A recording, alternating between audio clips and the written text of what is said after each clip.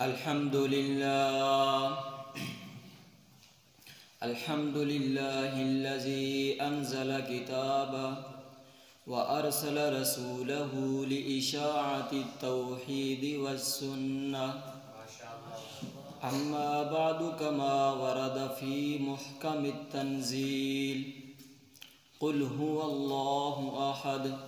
وقال النبي صلى الله عليه وسلم: فإن الله قد حرم النار على من قال لا إله إلا الله.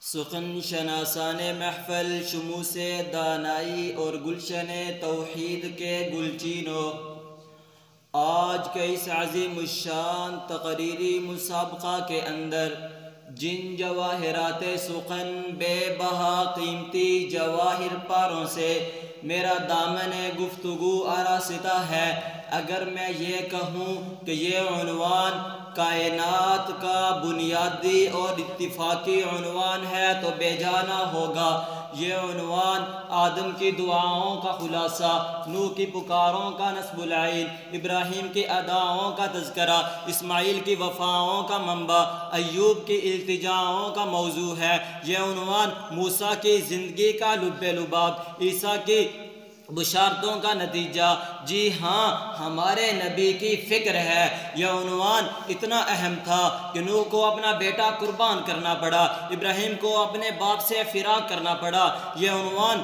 اتنا اعلیٰ و عرفہ تھا کہ میرے نبی، ہمارے نبی محب خدا سے محبوب خدا کے درجے پر فائز ہو گئے۔ تو پھر میں کیوں نہ کہوں، جو نہ مانے وہ اندر سے بالکل کالا ہے، جو نہ مانے وہ اندر سے بالکل کالا ہے۔ میرا موضوع آج توحید باری تعالی ہے۔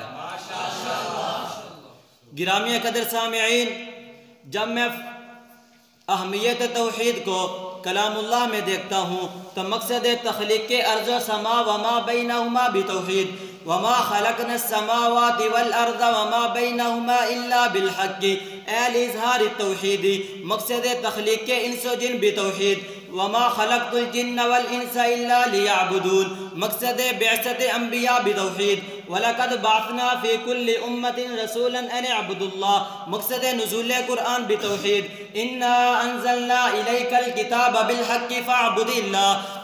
جب میں قال رسول کی طرف نظریں دوڑاتا ہوں تو مخلوق پہ اللہ تعالیٰ کا حق بھی توحید ہے۔ فَإِنَّ حَقَّ اللَّهِ عَلَى الْعِبَادِ أَن يَعْبُدُوا اللَّهَ، فرمایا اے ابو درداء لا تشرک باللہ شیئا وَإِن قُطِعْتَ أَوْ حُرِّقْتَ وَإِن قُطِعْتَ أَوْ حُرِّقْتَ وَإِن قُطِعْتَ أَوْ حُرِّقْتَ۔ تو شنگان علوم قرآنیہ، جب میں فضیلت توحید کو دیکھتا ہوں تو اس سے بڑی فضیلت کیا ہو سکتی ہے کہ حی القیوم نے اپنی محبوب اور قدسی جماعت کو یک بعد دیگر بھیج دیا۔ کہیں پہ نوح علیہ السلام اللہ تعبدوا الا اللہ، کہیں پہ ابراہیم علیہ السلام بادشاہ وقت کے سامنے ربی الذی یحیی و یمیت کہتے ہوئے، کہیں پہ موسیٰ علیہ السلام اپنی قوم کے سامنے انکم ظلمتم انفسکم کی صدا لگاتے ہوئے، کہیں پر یوسف علیہ السلام طریقے زندان میں ارباب متفرقون کی صدا لگاتے ہیں۔ تمام خلاصہ ادیان سابقہ کتب سماویہ بھی توحید ہے۔ وَإِنَّهُ لَفِي زُبُرِ الْأَوَّلِينَ، بنیاد نزول نصرت بھی توحید ہے۔ ان اللہ مع الذین اتقوا، جب میں قال رسول کو دیکھتا ہوں تو میرے نبی کوئی صفا پر چڑھ کر اعلان فرماتے ہیں قولوا لا الہ الا اللہ تفلحوا، بنیاد اسلام قرار دیتے ہیں۔ بنی الاسلام علی خمس، شہادت اللہ الہ الا اللہ، دخل جنت بھی قرار دیتے ہیں۔ من مات لا یشرک باللہ شیئا دخل الجنہ، دخل جہنم بھی قرار دیتے ہیں۔ من مات یشرک باللہ شیئا دخل النار۔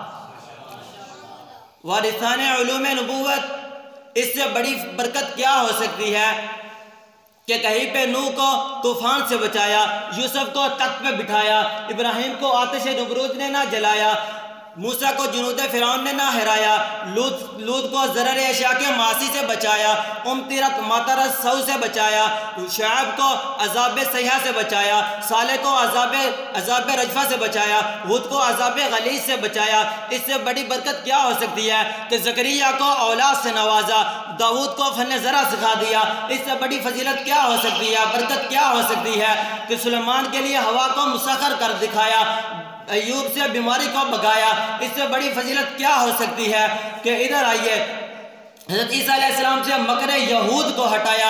اس سے بڑی فضیلت کیا برکت کیا ہو سکتی ہے کہ ہمارے نبی کو فتح مکہ کروایا، غزوہ بدر، غزوہ احد سمیت 17 غزوات میں علم اسلام کو بلند کروایا۔ پھر میرے نبی نے یوں اعلان فرمایا، اسعد الناس بشفاعتی من قال لا الہ الا اللہ۔ ایک اور جگہ پر فرمایا من مات من امتی لا یشرک باللہ شیئا دخل الجنہ۔